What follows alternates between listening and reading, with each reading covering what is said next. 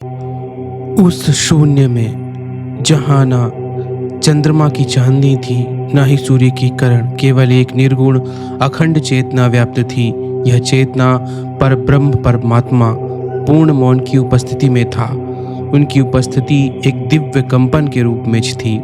आकाश के गहरे विस्तार में ऊर्जा की तरंगे किसी अदृश्य स्रोत से उत्पन्न होती प्रतीत होती थी, किंतु वहां न कोई आकार, न कोई गति, न कोई गंध थी।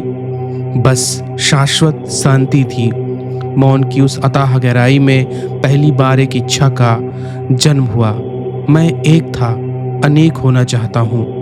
यह विचार जैसे ही प्रकट हुआ, चेतना में एक सूक्ष्म हलचल उठी। उस पल जैसे शांत झील में कोई पहली बूंद गिरती है और लहरें फैल जाती हैं, वैसे ही ऊर्जा का प्रवाह आरंभ हुआ जिसमें सृष्टि के बीज छिपे थे। उस दिव्य इच्छा से माता पराशक्ति प्रकट हुई।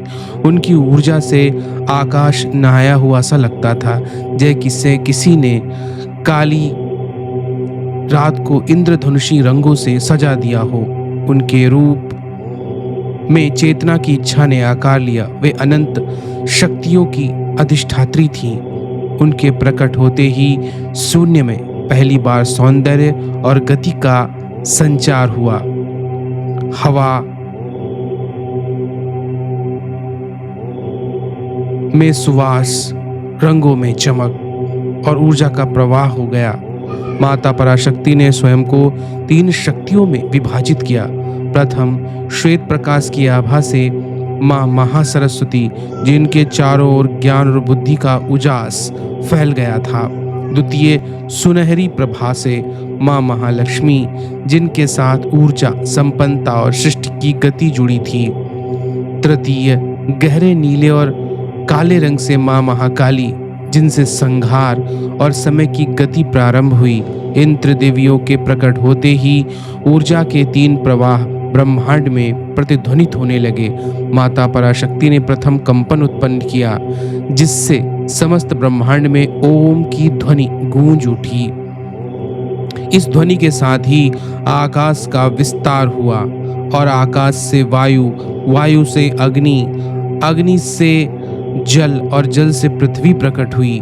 प्रत्येक तत्व में चेतना और ऊर्जा का अद्भुत संगम था।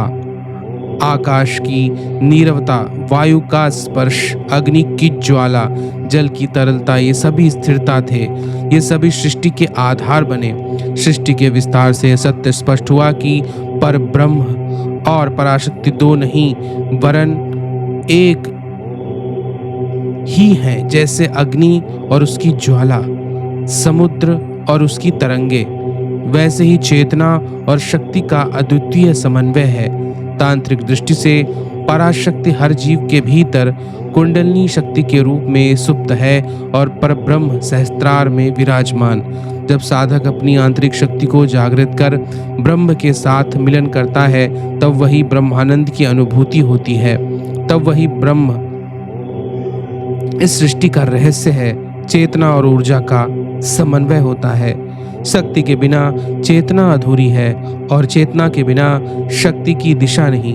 सृष्टि की प्रत्येक रचना, गति और अंत, लय इसी रहस्य और आनंद से ओतप्रोत है। ब्रह्म स्वयं को स्त्री के रूप में, माता के रूप में प्रकट करते हैं, ताकि सौंदर्य और संतुलन बना रहे।